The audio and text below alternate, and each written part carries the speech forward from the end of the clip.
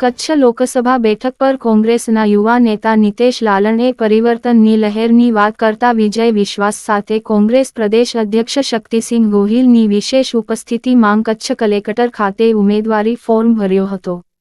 જાહેર સભાનું ભવ્ય આયોજન કરાયું હતું। આ જાહેર સભામાં કોંગ્રેસ પ્રદેશ અધ્યક્ષ શક્તિસિંહ ગોહિલે યુવા નેતા નિતેશ લાલણને ભવ્ય જીત અપાવવા કાર્યકરોને હાકલ કરી હતી।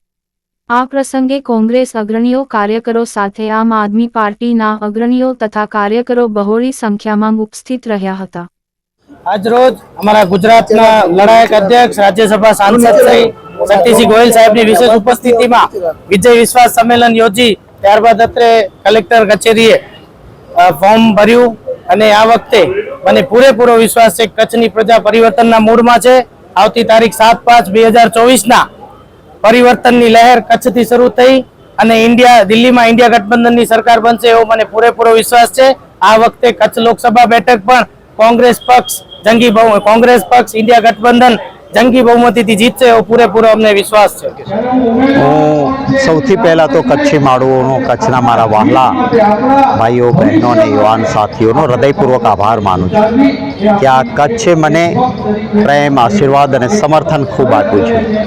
2014માં અબડાસામાંથી પક્ષે મને પેટા ચૂંટણી લડવાનું કહ્યું।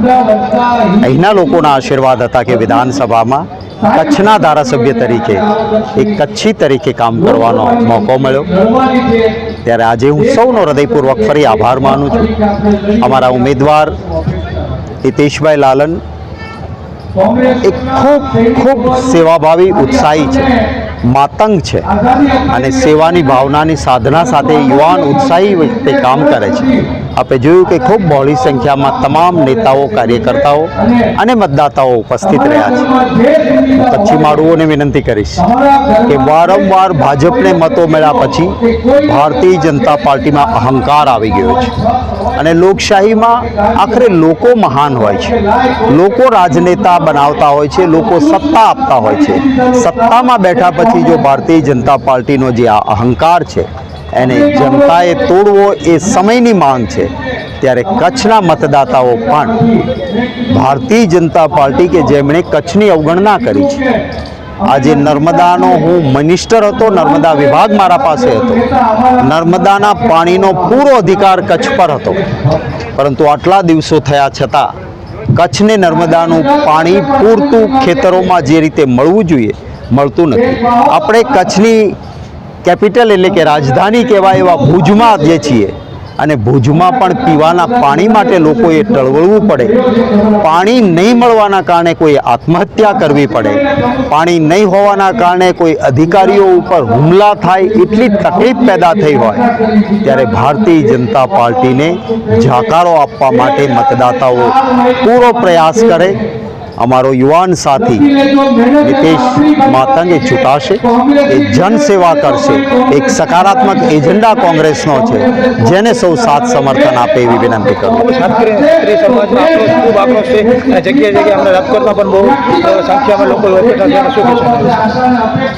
કોઈ પણ રાજકીય વ્યક્તિએ બોલતા પહેલા ખૂબ વિચાર કરવો જોઈએ। હકીકત એ જ કે અહંકારમાં આવેલી ભારતીય જનતા પાર્ટીના ત્યાંના ઉમેદવાર રૂપાલા એમણે વાણીવિલાસ કર્યો, કોઈ ભૂલ નહીં પણ ગુનો થાય એવી પ્રકારની એમનો વાણીવિલાસ હતો।